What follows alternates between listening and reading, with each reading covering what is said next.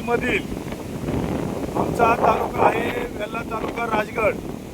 पुणे जिल्ह्याचे पालकमंत्री अजितदादा पवार यांना आम्ही काही गोष्टी लक्षात आणून देणार आहोत. मावळ तालुक्यामध्ये असाच एक गेल्या महिन्यामध्ये ब्रिज कोसळला.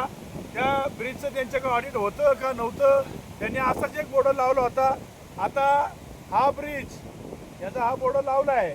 हा पुणे जिल्हा परिषद कार्यकारी अभियंता बांधकाम विभाग उत्तर उंचवली नदीवरील लोखंडी पूल त्यांनी असं लावलं आहे की हा धोकादायक आहे का नाही आहे, धोकादायक आहे का नाही आहे हे त्यांना सिद्ध केलं पाहिजे. नाहीतर इथं रोज येणारे जाणाऱ्या गाड्या भरपूर आहेत आणि त्या गाड्या इतक्या प्रमाणात जातात की याचा अंत नाही. रोजच्या तरी गाड्या इकडून जाणारे येणारे 200-300 गाड्या आहेत आणि त्याला इकडे गावं बी आहेत. आता हे पाणी दाखवा.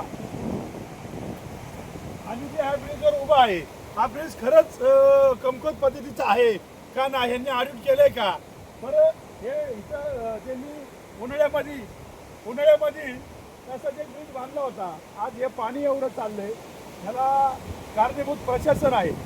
ह्या पाण्याचा प्रभाव किती मोठा आहे बरं. हा खरंच ब्रिज कमकुवत झालाय का? तुम्ही वारंवार तीच कलेक्टर महोदय तुम्ही वारंवार तीच चूक करताय. जर हा ब्रिज खरंच चुकीच्या पद्धतीने ढासळण्यात येणार आहे तर तुम्ही हा बोर्ड लावल्या कशा करता? कायद्यापेक्षा कोण मोठा आहे का? आणि तुम्ही लोकांना हे सांगत आहे, लोकांना भयभीत करताय. तुमच्या अंडरखाली लोक बोर्ड लावतात. बरं आता खरंच कमकुवत ब्रिज आहे का याचं ऑडिट करा. जर हा खरंच कमकुवत ब्रिज असेल तर ह्या ब्रिजला आपण कुठेतरी दुसऱ्या पद्धतीने नवीन बांधण्याचं काम करा. आता ही जर गाडी गेली ही दाखवा जरा इथं गाड्या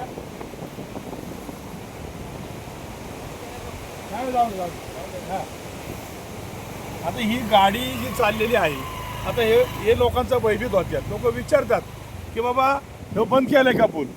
ह्याच्याकरता आम्ही तुमच्या लक्षात आणून देतोय. एक तर तुम्ही प्रशासनामध्ये जे काही अधिकारी आहेत हे विचित्र यांनी कारभार करतात, त्यांना काही घेणं देणं नाही. तर आम्ही त्या पुणे जिल्हा परिषदचे कोण अधिकारी असतील बांधकाम विभागाचे आम्ही त्यांचा निषेध करत आहोत. त्यांना अक्कल पाहिजे. आपण अधिकारी आहोत, आपल्याला कळलं पाहिजे की हा ब्रिजवर आता रोज गाड्या येणार जाणार आहेत. आताच आमच्या इथं समोर 2 गाड्या गेल्या. त्या गाड्याने विचारलं बंद आहे का चालू आहे.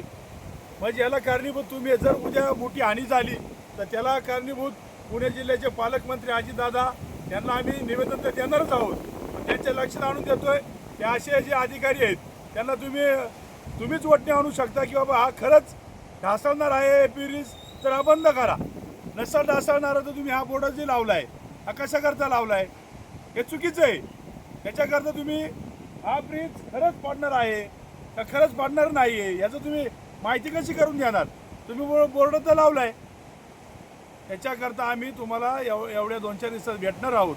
तालुक्यातल्या जनतेला तुम्ही काही लोकांना भयभीत करताय आणि त्या भयभीतपोटी लोक इथं येणारी जाणारी भेटतात.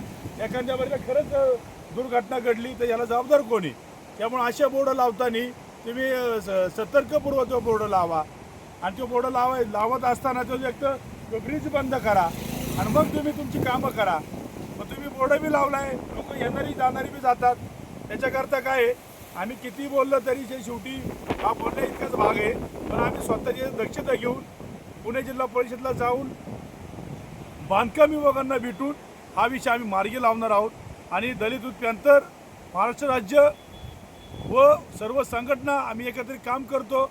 आम्हाला लोकशाहीप्रमाणे अधिकार दिलेला आहे. त्या अधिकाराचा आम्ही कुठेतरी आम्हाला बोलण्याचा अधिकार आहे म्हणून बोलतोय. हुकुमशाही नाही आहे. हुकुमशाही आम्ही खपून घेणार नाही. आयऱ्या गैऱ्या नक्की आम्ही कोणाला मानत नाही. आम्ही फक्त छत्रपती शिवाजी महाराज विश्वरत्न डॉक्टर बाबासाहेब आंबेडकर यांना आम्ही मानणार आहोत. त्यामुळं येणार नाही, घाबरणार नाही. त्याच्याकरता रोखोक हे बोलणारच आणि बोलल्याशिवाय काही गोष्टी होणार नाहीत. एवढंच बोलतो, थांबतो. जय भीम, जय भारत, जय संविधान.